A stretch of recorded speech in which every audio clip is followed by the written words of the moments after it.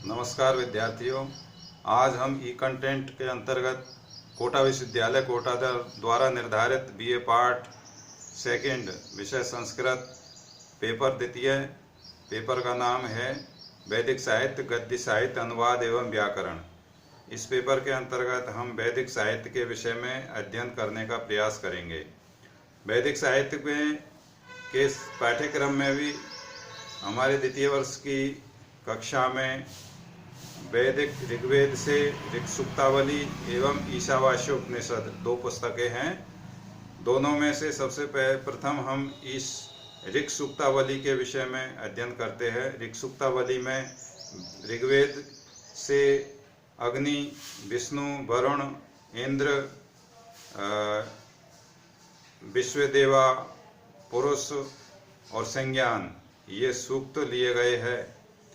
इन सूक्तों के जो मंत्र है उन मंत्रों में से ही परीक्षा में अनुवाद एवं व्याख्या पूछी जाएगी एवं किसी एक सूक्त का अपनी हिंदी अथवा संस्कृत भाषा में एक सूक्त का जो वर्णन है अर्थात किसी देवता की चारित्रिक विशेषताओं के बारे में पूछा जाएगा।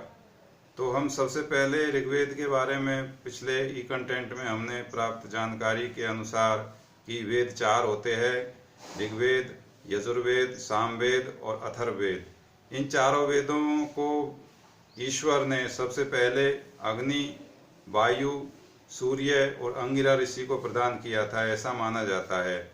वेदों की रचना के विषय में भी भारतीय परंपरा ये मानती है कि वेद है जो अपौरुषेय है, अर्थात इनकी रचना किसी व्यक्ति या मनुष्य के द्वारा नहीं की गई है, ये अपौरुषेय है। ये ज्ञान, वेद का ज्ञान ईश्वरीय ज्ञान है जो सृष्टि के प्रारंभ में ईश्वर के द्वारा इसका आविर्भाव किया जाता है और ये ऋषियों के हृदयों में प्रकाशित होते हैं।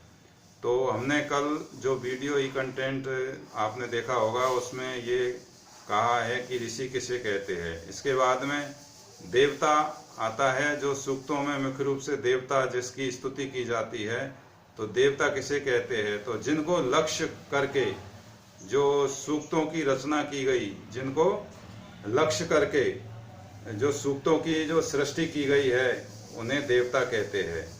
इसके बाद कात्यायन ने कहा है कि यस्य वाक्यम स ऋषि या तेनोच्यते सा देवता, या तेनोच्यते सा देवता। तो यस्य वाक्यम स ऋषि, जिसका कथन है अर्थात जिसका वाक्य है वो ऋषि है, या तेनोच्यते सा देवता, और वो कथन तथा वह कथन जिसके प्रति निवेदित है वह देवता है। इसी प्रकार से यास्क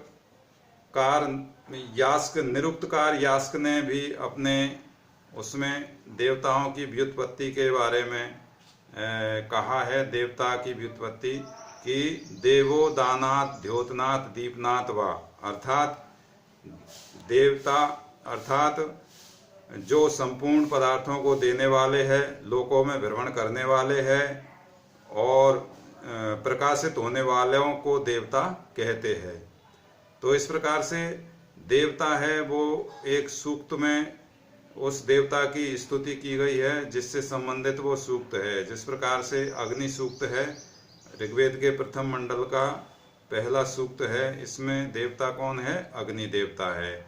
ऋषि कौन है? विश्वामित्र ऋषि है।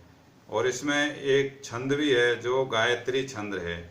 तो गायत्री छंद के अंतर्गत इस प्रथम मंडल के पहले सूक्त में जो देवता अग्नि है उसकी विश्वामित्र ऋषि के द्वारा स्तुति की जाती है, उसकी आराधना की जाती है, अग्नि को प्रसन्न किया जाता है ताकि वो अपना जो स्तोता है उसका जो जीवन है उसको सुखी रखे, समृद्ध रखे। इस प्रकार से ऋग्वेद में जो ऋचाएं हैं उन ऋचाओं को ही मंत्र कहते हैं। उन ऋचाओं के द्वारा ही देवताओं की स्तुति की गई है। तो इस प्रकार से उन देवताओं को ऋग्वेद में उन देवताओं की कुल संख्या 33 मानी गई है। ऋग्वेद में टोटल देवता 33 है और उन देवताओं को 3 प्रकार में बांटा गया है। एक प्रकार से कि देवता 3 प्रकार से है। एक तो पृथ्वी स्थानीय देवता है, दूसरे है अंतरिक्ष स्थानीय देवता, तीसरे है द्यु स्थानीय देवता। तो जो पृथ्वी स्थानीय देवता है उनमें अग्नि देवता प्रमुख है। अंतरिक्ष स्थानीय देवताओं में इंद्र और वायु देव को प्रमुख माना गया है। इसी तरह से द्यु स्थानीय देवताओं में सूर्य देव को प्रमुख देवता माना गया है। तो ये ऋग्वेद में जो सूक्त है उन सूक्तों में देवों की स्तुति की गई है।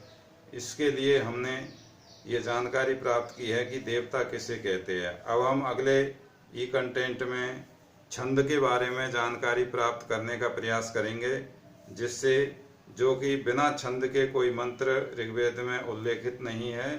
छंदबद्ध ही मंत्र देवताओं को प्रसन्न करने में सक्षम होते हैं। धन्यवाद। नमस्कार।